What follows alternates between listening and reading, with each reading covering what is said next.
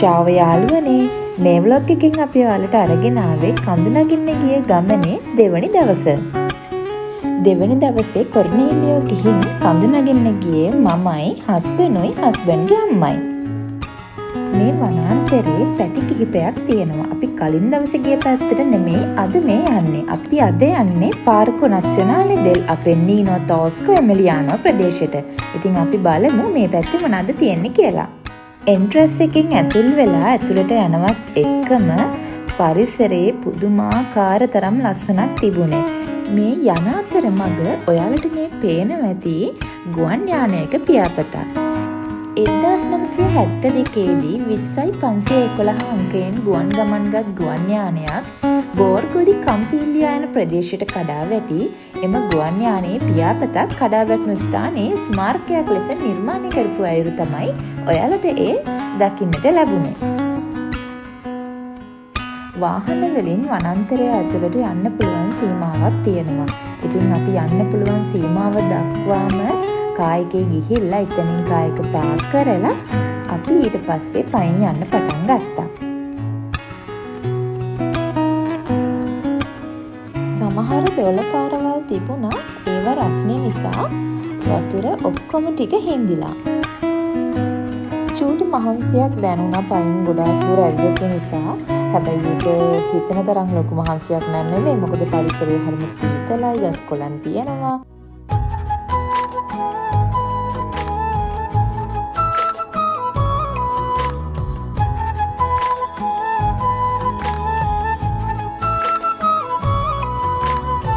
ඉතින් ඒ යන අතරතුරත් strawberry, blueberry, raspberry වගේ කැල පළතුරු තනින් තන කඩාගෙන කන්න නම් අපි අමතක කරේ නැහැ.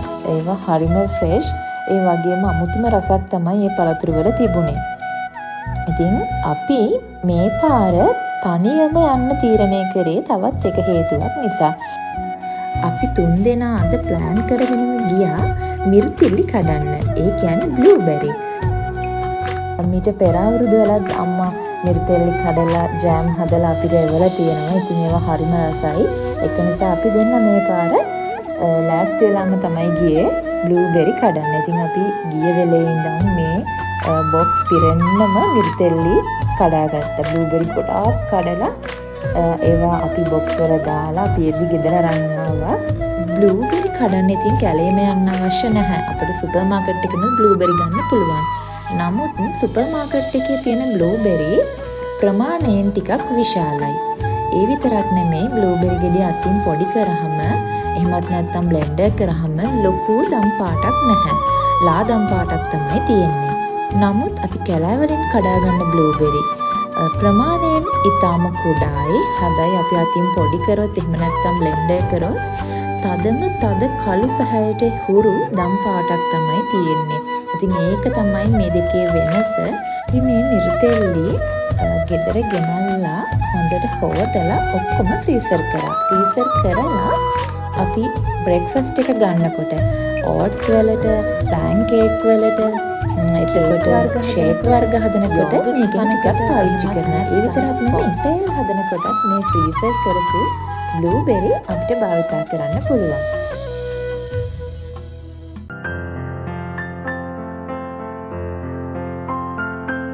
මිරිතිලි වැඩිපුරම කැඩුවේ අම්මා, ඊට පස්සේ මම. මොකද අම්මට පුරුදුයි කලින් වතාවල් වල කඩපු නිසා වෙන්නේ නැති. අම්මා හරි ඉක්මනින් මිරිතිලි කැඩුවා. හැබැයි අපේ චනු නම් මිරිතිලි කැඩුවේ නැහැ. එයාගේ අතට අවු වෙන්නේ නැති තරමට ඒ මිරිතිලි ගෙඩි චූටි. අපේ හිස් වෙච්ච වතුර බෝතල් මේ සීතල වතුරෙන් පුරවගෙන මූණත් සෝදගෙන අපි නැවතත් අපේ ගමන ඉස්සරහට යන්න පටන් ගත්තා. අපිට ඇවිදලා මහන්සිත් නිසා වතුරත් පුරව ගත්ත නිසා අපි ඊළඟට කෑම කන්න නතර වුණා. අපි ගහක් යට කෑම කාලා විවේකත් අරගෙන ආපහු ගමන යන්න පිටත් වුණා. මේ පාරවල් දිගේ මිනිස්සු ගමන් කරනකොට බිම තියෙන ගල්පතුරු අරන් ගිහිල්ලා එක මත එක තබලා ස්මාරකයක් වගේ දෙයක් මිනිස්සු හදලා තියෙනවා අපි දැක්කා. ඒක පාරක් එහෙම නැත්තම් හන්දියක් වගේ කියන දෙයක් සනිටුහන් කරන අරමුණෙන් තමයි එයාලා මේ දේ කරලා තියෙන්නේ. මට හිතෙන විදිහට ඒ කරපු ක්‍රියාවලිය නම් හරිම හොඳ දෙයක්.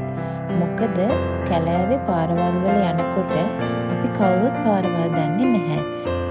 ගියපු අඩි පාරක් ඔස්සේ එහෙම නැත්තම් මෙන්න මේ විදිහේ ක්‍රියාවලියකින් එහෙමත් නැත්තම් ගස්වල සටහන් කරපු මාක් වලින් පමණයි අපිට පාරවල් හොයාගන්න පුළුවන්.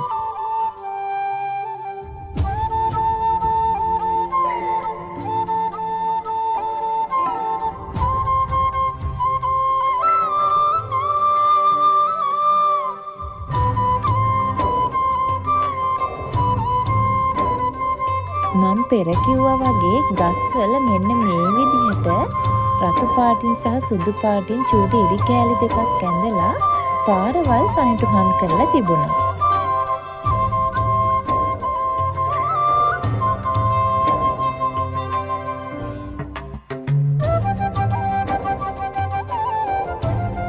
අපි ආවා මෙන්න මේ කන්දේ පාමුලට.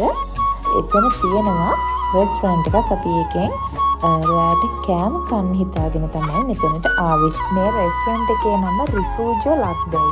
ඉතින් මේක තිබ්බ කෑම ಜಾති ගත්තොත් ඒ ගම්මානයට අවේනික වෙච්ච දේවල් වලින් හදපු කෑම තමයි තිබුණේ. හතු, මී පැණි, ජෑම් වර්ග ඒ වගේම තමයි කැලෑ පළතුරු වලින් හදපු ලිකර් ಜಾතියකුත් එතන තිබුණා. ඒක හදලා තිබුණේ ස්ට්‍රෝබෙරි වලින්. අපි එයාලගේ ගම්මානට අදාළ සාම්ප්‍රදායික කෑම තමයි කාලා බැලුවේ. මොකද හැමදාම කන කෑම වලට වඩා වෙනසක් තියෙන්නත් ඕනනේ. ඉතින් මමයි කන්නේ කියන දේවල් වලට අම්මට නම් හොඳටම හිනහා. ඉතින් මේ විදිහට ලස්සන දවසක් ගත කරලා අපි තුන්දෙනා ආපහු අපේ නවාතැන්පලට යන්න පිටත් වුණා. ආපහු ලස්සන vlog එකක් අරගෙන එනකන් ciao a tutti.